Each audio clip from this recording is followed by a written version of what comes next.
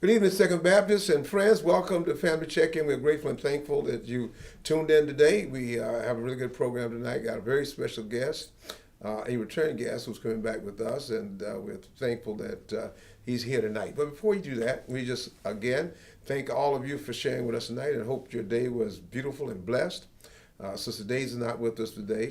Hopefully she'll be with us next week because we got another special guest who's going to be with us next week. It's Brother Paul Misa, our host when we were in South Africa. So he's visiting us this week coming up, and so we're really excited about him coming. But now let me first say to everybody who has a birthday in the month of March, we want to say happy birthday to each and every one of you, and we pray that God blesses you richly. As we said happy birthday and sang to you today, for those who were here, there was a great number of people who were born in March. That was a busy month, and so we're really grateful for all of you, and we want to pray that your day this month will be very special. We want to give a shout out to Sister Joyce, who returned 89 today. Not today, but I think sometime this month, very close. Was it today? Friday. It was Friday, and she was in church this morning. Happy birthday to you, and also to Deacon Burris, who turned 83, and also to Archie and Sister Claudette and all the other folk that I saw that I can't remember all their names now, but we are thankful for each one of you. Have a very blessed day. We had a really good service today. We're really thankful for the Lord and all those who came out on the first Sunday. We are really thankful for each and every one of you as we celebrate the Lord's Supper today, as well as, the choirs did a phenomenal job, and we'll hear from the senior choir in just a bit. But before we do that, we do want to just remind you that we will be going to Tanzania in this month. I think we'll be leaving on the 19th or the 20th. I'm really not sure which day. As the day gets closer, I'll know. But we are visiting the village where many of you, almost 50 of you, have already sponsored a child in that village, and so we'll be visiting them, and we're looking forward to that. And but for those who have not, who missed that opportunity, we're going to have an encore chosen that same Sunday, and we'll give you an opportunity if you'd like to sponsor a child. You can do that, and I can take your greetings that next day to Tanzania. And so we ask that people might be prepared for that. We can do it online. For those who are worshiping us virtually, you can still participate, as well as those who will be in person. So please mark that day. And also want to remind all of those who have already sponsored a child, if you'd like to send a small gift, I will take it for you when I leave on the 19th or the 20th. I think I'm leaving on the 20th now, and I'm really thinking about it. But we'd love for you to come and participate. Also, as you know, since I'm talking about Africa, as I said earlier, we're going to have Pastor Paul Misa, who's here this week in the States with the World Baptist Alliance meeting, and he's going to be with us next Sunday, and we're really excited about that as well. But we also will be going to Africa for our tour. We've got 10, 11 people going with us. We'll be leaving in June 19th, I think, or 20th. And so we're excited about that and the team, and you'll hear more about that as we prepare to go. But we also want to just give God praise and glory for a wonderful worship experience. God has truly blessed us today at the 8 o'clock and 11 o'clock service. And we'll be right back as soon as you hear from the choir, who will really bless us. We thank God to have the senior choir with us being back. And my wife wants me to make mention that our praise dancers, they are getting ready to start rehearsals, not this Monday, but the following Monday at 6 o'clock. And there are those of you who would like to participate in that for our youth. Please be here next Monday at 6 o'clock. And we want to thank Maye for leading that and being the director. And we are grateful for her. And we look forward to having them come back, especially as we get ready for our resurrection celebration. But enjoy the choir, and then we'll be right back.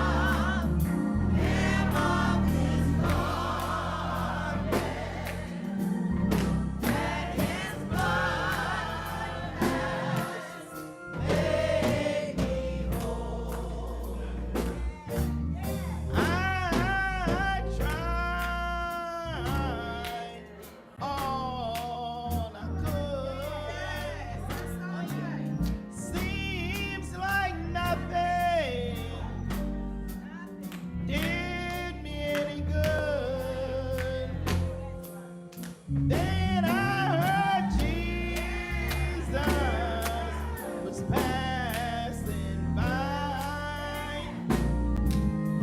Then I decided to give him a try.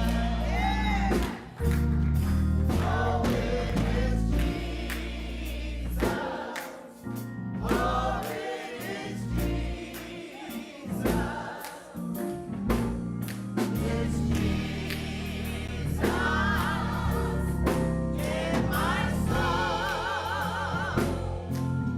For I have touched the hem of his garment, and his blood made me whole. Oh, it is Jesus.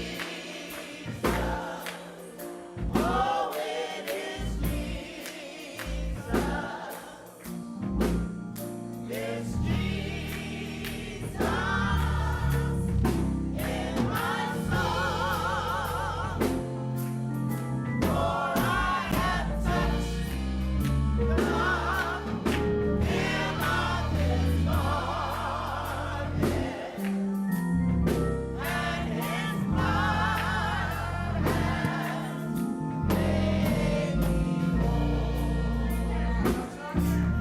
For I have touched the hem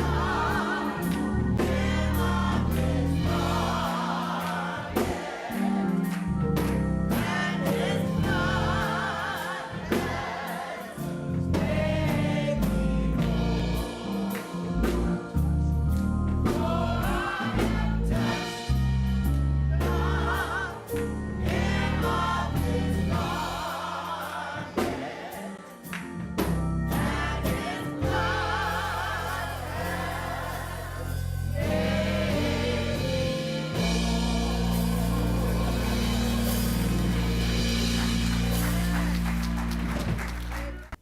Thank you so much. I know you enjoyed that as much as all of us did this morning. We are really thankful to the senior choir for coming and blessing us today. We're really blessed to have them back. And as you can see, they're really excited of being back. Let me give some shout outs to my peeps. Sister Claudine Burke, yeah, she had a birthday today. And Brother Archibald and Sister Carol Bow and Tina Williams, grateful to have you down in Delaware. We're grateful for you. And Brother Aaron Johnson in Philly. Sister Kristen, good to see you, and Sister Mincy, Reverend and Mrs. Peterson from Second Baptist Pedricktown. Grateful to have you, Sister Jenkins, Brother Hoskins, and Sister Mobley. Sister Sissy, good to have you on today with us and sharing today. I got a special guest. I'm really grateful to have him back. I say he's a returning guest. He was my co-host last time, and so I had to have him on. Actually, he's kind of representing. We were trying to get our seniors back on, but seniors, they get to a point, they do whatever they want to. I don't care what you ask them. I don't care how you beg them. They just do exactly what they want to do, and they earn the right to do it. And so Cy had to come in. So I got Cy Nelson on today to come and help me out tonight. And welcome back, Cy. Thank you. Thanks for having me back. After the last time, I didn't think you'd want me back. Well, you tried to take over. You tried to take over the program last time, and so now, okay, you are on the spotlight, and you're one of our most interesting people, one of my favorite people. And let me say, first of all, thank you so much to what you do at Second. I was getting on you about not playing the bass and all that kind of stuff for us, and but you and Dr. Chapman have really been integral in the ministry of the church, especially during the time of COVID, when getting out the messages, making sure that we had a virtual presence in the way that we do. And you do the 8 o'clock, and every Sunday morning you work funerals, and and we were doing funerals during COVID when no one else was doing funerals. Yeah. We were doing funerals, and you were here giving your services and being a benefit and blessing to so many people. And let me say thank you to both of you, as well as Julie Julie does Bible study. You do 8 o'clock, and Dr. Chapman does 11. And we're really grateful and thankful for all that tremendous work that you've done, the sacrifice you made for us to make sure that the message was getting out to all the members and all of our friends here and there and everywhere. Thank you so much. Yeah. So welcome back, Si. Thank you, thank you. You know, thank you for opportunities to, to do this. It's part of the ministry that I do. I just enjoy doing it. Good. Si, now, so Si, tell us, now you're retired now. I don't know what that feels like and what that knows, but you're retired. How's that feel to be retired? I don't know what it feels like either. It seems like I'm busier now than what I was when I was working because, the phone rings. Hey, can you do this? Hey, can you go there? Can you do that? So sometimes I'll go, hey, I am retired. They go, yeah, that's why I'm calling you. I say, okay, well, then I'm working then. Well, stop working for a minute and come do this for me. So. Well, I want to talk about something else. You our good friend and brother, Reverend Kevin Peterson, has told me one day that you were involved in their prayer line and told me that you speak sometime in the prayer line. And I said, Si who? I don't know it. I said, I can't believe it. And he said, no, Si Nelson. I said, you got Si to speak on prayer line? He said, yeah, and he's excellent. You got to hear him. And I said, all right. I said, well, let me do this. I said, next time, I think it was a Saturday morning, I said, you call me and let me know when Si's on. And he called me early because he know I get up, 4:30 every morning just about. He called me early and told me Si's going to be on. I said, well, don't tell him I'm going to listen.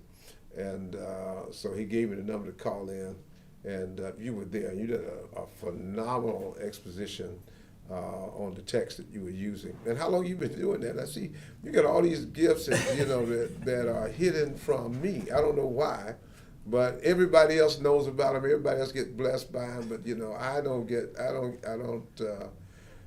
know about them. Tell me about that and why I'm left out in the dark on all these things. We didn't leave you out in the dark. What happened is God placed this on Kevin's heart to have a men's devotion on Saturday mornings. It's called Brothers Bound by the Word. And he called myself and I think 2 pastors, and he said, we can do this. We can do it. At the time, we weren't doing Zoom. We were doing it on phone call at the time. And he said, yeah, and everybody will give a devotion. He said, and you can do one too. And I was like, what? What? Do what? He said, no, you can do this. Kevin's nickname for me was Brother Behind the Word. So I guess he saw something in me that I didn't see in myself.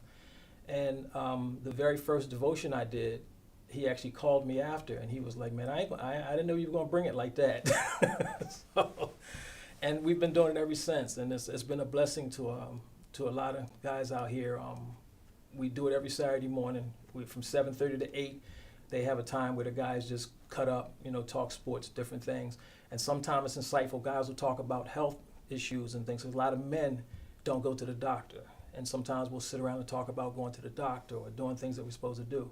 And then at 8 o'clock, we start a devotion. Someone gives a devotion. We do prayer requests and praise report, and we're done in like 45 minutes.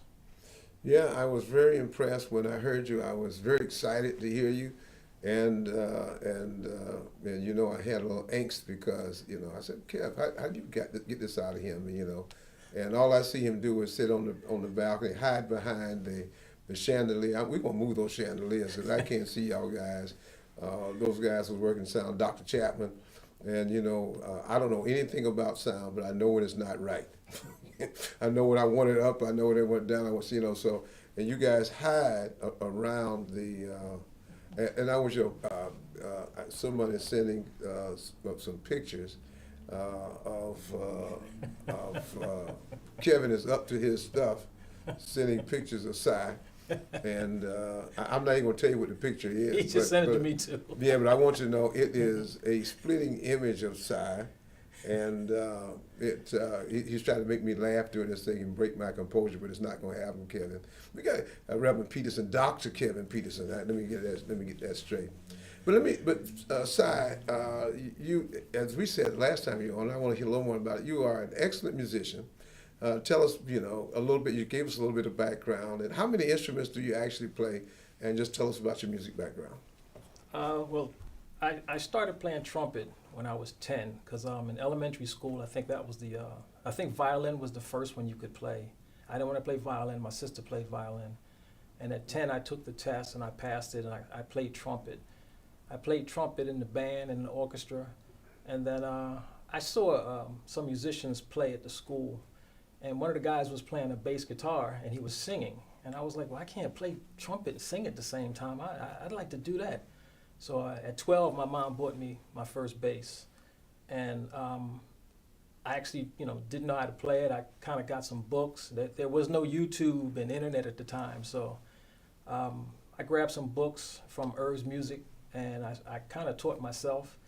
And then I grew up in a house where there was plenty of music. My mother sang. She sang here at Second Baptist. My father played guitar, and he sang in the military. Both of my sisters took piano lessons. So there was a piano in the house. And I used to sit down, and I taught myself piano. I taught myself guitar. I taught myself drums. So the only formal lessons I ever had was trumpet. And I took music theory in high school, and then I followed it, music theory, into college. And then the casinos hit, and I got a chance to start playing in the casinos with different bands. And I was teaching at Irv's Music in Atlantic City. It's MLK now, but it was Illinois Avenue and Atlantic Avenue. And I ended up just teaching bass there. And everything else is from history. Up until the time I recorded some CDs, and we called them albums back then, but CDs. Well, it's interesting you talked about all those. I'm always jealous. Thank you, Brother Corsi, for jumping on my good friend Senator Corsi. Is that I can't play anything. I can't, in terms of always loved. I bought a violin and started trying to learn the violin, and every time I played, all the cats in the neighborhood showed up, and my wife said, "Oh, no, you gotta get rid of this thing. I don't care what you do with it, as long as you don't play it. You can hang on the wall, use it as decoration, but don't play it." And I gave it to somebody. My dad called it the squeak box. Oh, and you talking the squeak box? Squeak box. Mine was more than a squeak box. It was a screaming box. It just made the most horrible noises, and I love that instrument. I love to hear it play, but that is not. Some of us are gifted like that, and you're multi-talented, but that's not something I would love to. So I got a little jealousy for those who play those instruments, and I love it. I love it. My uncle used to say he was musically declined. Well, he was the only one. I think I'm in that same category. Declined also. So now you talking about you had some. I know you got some CDs because I have a couple of your CDs. So tell us about that. And I think you do everything on the music as well. Yeah. What happened? I think I was around 16 or 17 when I wrote my first song, and there was a recording studio on North Carolina Avenue between Atlantic and Pacific. It was actually a barbershop by day, and in the back it was a recording studio. And I heard that actually when the Beatles came to Atlantic City in 1963, they had recorded in that same studio. So getting guys into the studio and trying to record a project, it was so difficult because everybody had different ideas. Everybody wanted to do it this way and do it that way. And I kind of knew what I wanted to do musically. So I recorded my first 45, we called it back then. And I wasn't happy with the project. So I think I was 19 or 20. I went to another studio that was owned by my college professor, a guy named Dennis McCorkle. And we cut a couple tracks in there, and it was the same thing. I wasn't happy with what was going on. And I ended up being his house bass player, too, by the way. I used to play jingles for him and everything. So I started writing more and more music. And I think what happened one day is one of my guitarists didn't show up for a session. And I played guitar myself, and then one of the drummers didn't show up, and then I ended up doing the drums, and I bought a drum machine, and I said, you know what, I can do this myself. This way I can control everything. So my very first CD project, I did all of the instruments. I did the bass, the drums, guitar. I did all the lead and the background vocals, and the rest of it was history from there. I did 2 CDs that way. I had guest musicians that would come in and play saxophone or guitar or something. But the other, 95% of all the instrumentation and vocals was myself. Are they CDs available now if someone wanted to get a CD? Probably not. I think if you look on Amazon, you might find them for like $1. So I don't know. It's been a while. My first CD came out. Well, those are the kind of CDs I can afford. So that's The dollar? the dollar If I CDs. find one, I give. Well, you have it. Yeah. Yeah. I want to go back to something because that you said earlier that you taught music lessons. Mhm. Yeah, very interesting enough. We're getting ready to hear. We're getting ready to do about 5 or 6 ministry launches coming up in the next few months. You know, we've been working on it with our ministers in training class, ministries that are needed in the community, need within the church. And so we've got about 5 or 6, maybe more than that, maybe more like 8 or 9 that we're putting together. That we're going to launch. Some of them are going to be simultaneous, some of them will be sequential, but they're going to be launched in the next few months. We're really excited about. One of them I think is very interesting is one that is being led by Minister Kevin Townsend. It is a ministry, a music ministry designed to train young people in instruments and music. You know, and I think that's very nice. The second is extremely talented. This community, Atlantic City, has a lot of talent, but we're not raising up our young people the way we should, especially when it comes to sacred music. And so, since you said you taught music and well versed in all these things, and that's when we're working on these ministries. We're talking through, what we have, what assets we have, what we need, and so that I'm going to plug you in, Kev. I know you're watching. Make sure you talk to Si and make him a part of that ministry. He didn't agree. But that's your job as ministry leader to kind of to sell your vision to folk and get them a part of that. And so I'm going to ask you right now on live before everybody. I know you'll be willing to work with that ministry. If Kevin gives me a call and I can direct him and guide him and help if he needs to get different things. Notice I said help him get different things. I know, but if we want a deeper, stronger commitment to next, I'm going to get something out of you. I'm going to get something out of you more than just you. And I ain't going to say just you, because what you're doing already is thing. But you got a plethora of great things that you're doing, great talents and great abilities. Matter of fact, I think I preached on that not too long ago that about everybody has a gift. Mm-hmm. Some of us have a multitude of gifts. And you have those things, and we're gonna get. And since you're retired, and you got all this time on your hands, we're gonna utilize you as much as we possibly can. But I love to travel, but you also love to travel. Talk about that a bit. The first time I traveled, it wasn't local. I actually jumped on the plane and I went to the Dominican Republic. It's the first time I'd been on a plane. It's the first time I did like serious traveling. When I was playing a lot, even with the high school band and all, I mean, we went as far as like Myrtle Beach and different things to play. But as far as traveling, I went to Dominican Republic for the first time, and I absolutely fell in love with it. I'm so glad I took all my video equipment because I did a documentary while I was down there. I've been to Medellin, Colombia. I've been to San Andres, Colombia, which is off the coast of Nicaragua. I just love that like tropical climate, and hopefully within the next 2 months I'm going to go back down to Medellin and stay down there about a week or so. It's just great down there. I told my mom I was born in the wrong place, and she was like, "Yo, you were born in the right place. You just traveled into those places." Yeah, you invited me to go to Medellin, and I told you I don't want to go anywhere I can be kidnapped. Now, I've been to a lot of places, but I've never been to a place where I thought I was going to be kidnapped. And I told you you'd be safe. Automatically, they know that this black man don't have any money. It'll be a waste of time to kidnap him. But, in Medellin, Colombia, they'll kidnap you for your watch. So, right. Yeah. I told him if I went there and got kidnapped, you might as well just cut me up and send me back home because they're not going to send any money down there. I know. They called back the second and say, send some money. They'll say, keep him. We'll send you some money to house him. So I said, no, there's no way in the world I'm going there. Send the pictures back. Tell me about it when you get back. And normally I don't have any problem. Matter of fact, I'm going to I love to travel as well.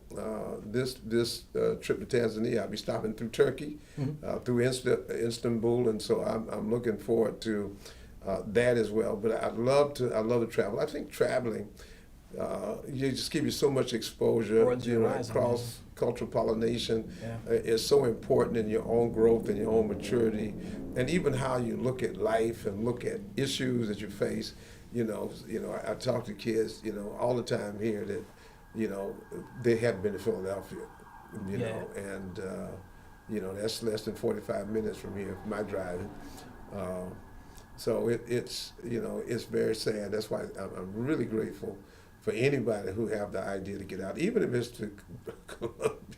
And I'm not disparaging Colombia at all. I know it's a beautiful place, and perhaps one of these days I'll take a trip with you. I've been trying to get you to go to Africa. What's your problem with going to Africa with me? I don't know. I guess I feel like Africa, like you feel like Medellin. I don't know. So, I'll go with you. We're live on the air, right? Yes. I'll go with you one year. And you're in church as well. That's so you right. Can, so are you going to go to Medellin with me? Crickets. I hear crickets. We'll have to think about it. I'm gonna pray about it. I'm gonna commit it to the Lord and see what the Lord says about it. One thing I will say, going to countries like that, it really humbles you. I actually, first time I went to Dominican Republic, I don't go to the resorts. I stay with different families in different areas. I stayed in a city called Cotuí, and I was so humbled because I stayed with a family that it was a hut with windows with no glass. And you could reach out and grab a banana that was growing, and the electricity was extension cords that went from house to house to house, and that was the electricity. And the electric would go off 5-6 times a day. And with what little they had, they gave me everything and anything I needed or wanted. And it humbled me so much because I came back here to what we call the land of plenty. And I was like, it seems like we have it backwards. They have everything while not having the material. And we have all the material, and it seems like we're the ones that are empty. So it really humbled me up, and I did it as part of my documentary just to show how much it changed me when I came back. Well, I got a Cheryl Boone said, "Don't get kidnapped, Rev."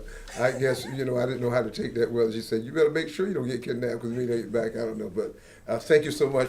Thank you for that. But I think it's so interesting though. I think, as you said, one of my first trips to Africa, and not that when Reverend Kwame Rubadiri invited me to come, and never had, I'm born in the South, born in poverty. We were so poor. We didn't have P-O-O-R, we just had P-O. And I didn't even know how poor we were because everybody in our area was poor. But when I went to Africa, and I saw how people live and still happy and still, can smile and laugh and offer you what they have and sharing. I've eaten lunch and dinner with so many people, and they give their best. They sacrifice that you might have, and you cannot go and not be changed for the better. Yeah, exactly.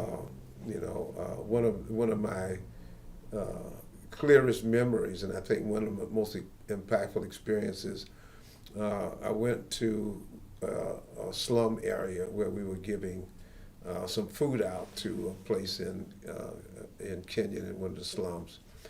And there was a woman who had 3 or 4 kids, and the average life expectancy at that time, this was over 30 years ago, for children were like 2 or 3 years.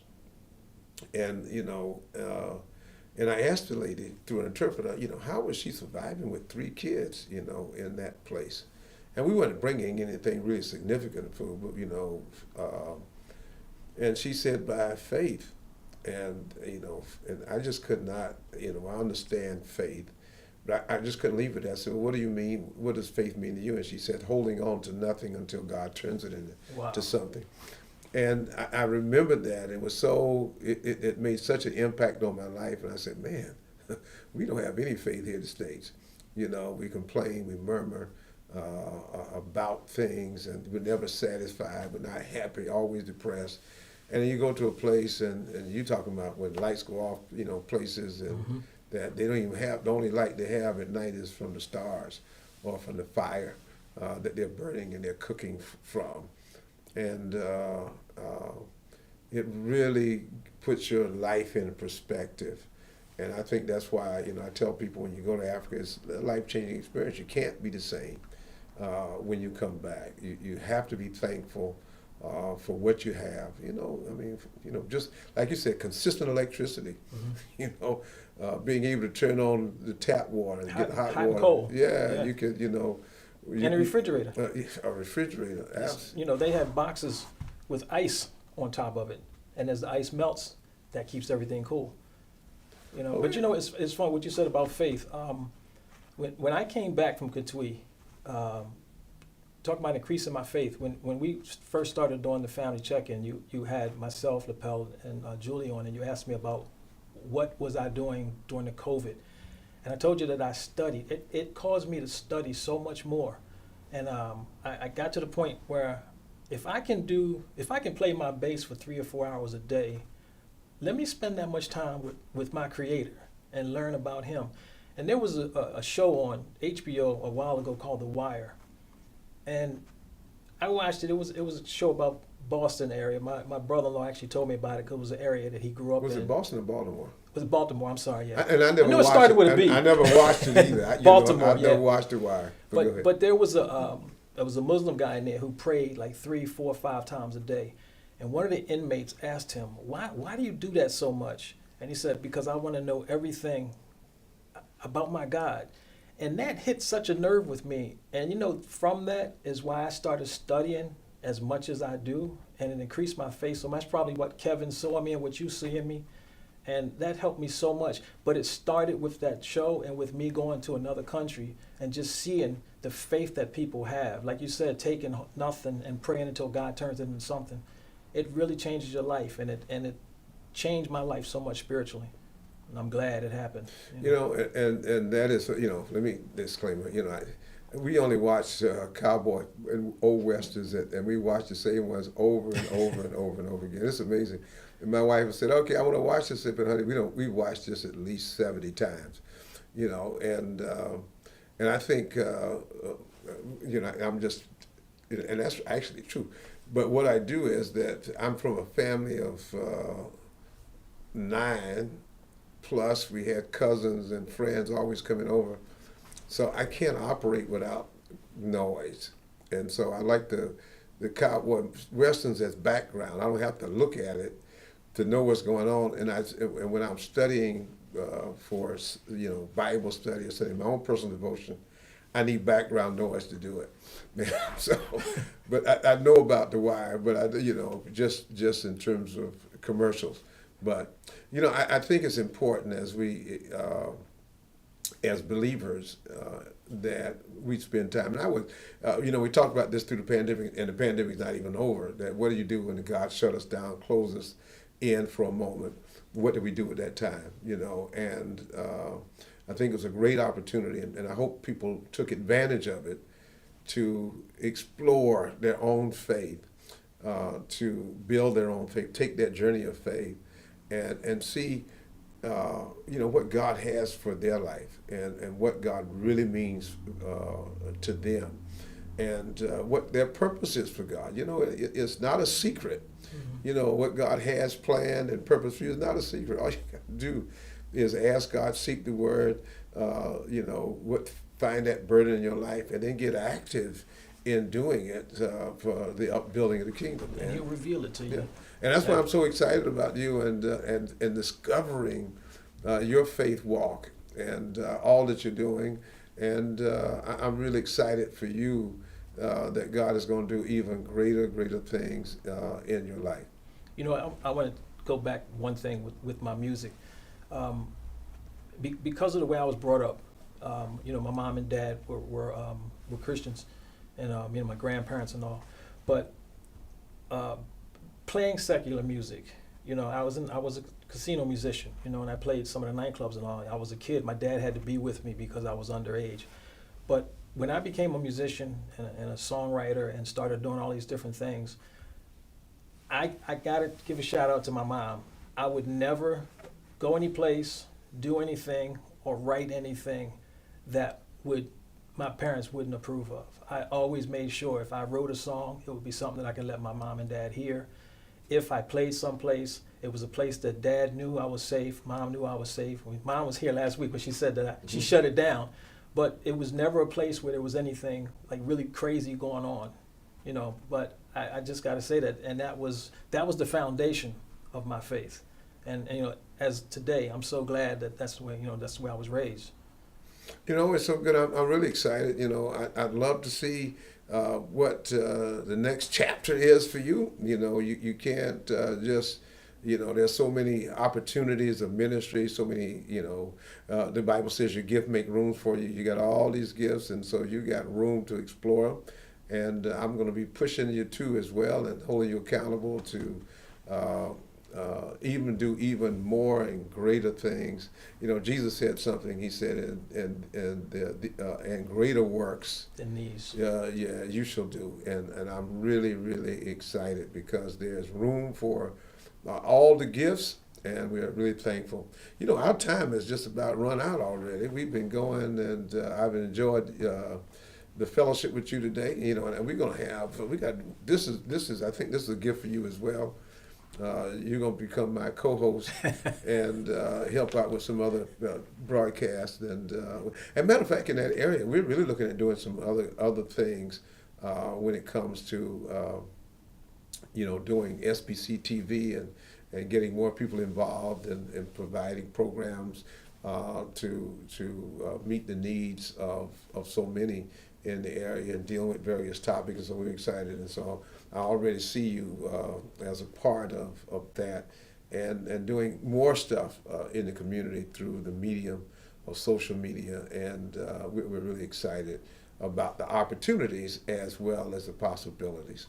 But before I bring you on, let me just say to everyone, we're really looking forward. Please tune in next week. We're going to have, as I said, Paul Misa from South Africa, from the great city of Pretoria. Wonderful, wonderful gentleman. He's going to be with us.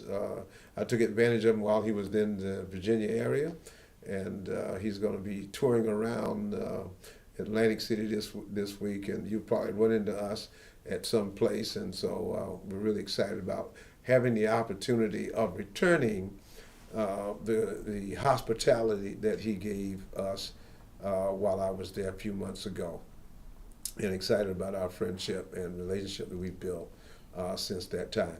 But we're really grateful and thankful for Cy for coming and sharing with us today. Thank you, Cy. Thank you. Tell us a little bit, Cy. Give us you got to give us some parting words to everyone today. It's on you. Some parting words, some kind of inspiration. Mm-hmm. Just coming from a personal view, anyone who's listening, study your word. Find out who God is. Find out what God's plan is for your life, because he has a plan for your life. And just get on your knees and pray. If you don't belong to a church, find a church home so you can have a foundation, something to grow on. And just keep praying, brothers and sisters. That's all I can say right now. I think I said it last time. I don't want to repeat myself. But No, it's just always, keep praying. Yeah. That's something you always have to repeat. Let me do one more thing before I get, because it just came in my mind, and I know I don't want to hear my wife get in my ear tonight about it. The program, we're having the Children's Church is doing a Easter egg hunt. That's going to be the Saturday before Palm Sunday. And matter of fact, I think that will be the first Saturday in April. And it's going to be at Sunny Days Farm, and we're really excited about it. And so you're going to hear more about that. And if you want to donate some candy and all of those good things for the eggs and help, stuff the eggs, or you want to boil some and decorate them, you can do that as well. So get your kids ready. We're going to have a great time for that. So you hear more about that coming up. We're really excited about our children's church and our youth ministry getting full gear. And thank you all, you parents, for all the great work you're doing and making sure your kids are here.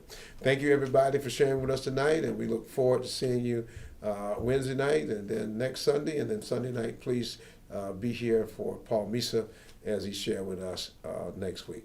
God bless you, everybody, and have a great night. Thank you, Si, for sharing with us as Thank well. you for having me, Pastor Days. Good night, everybody. Good night.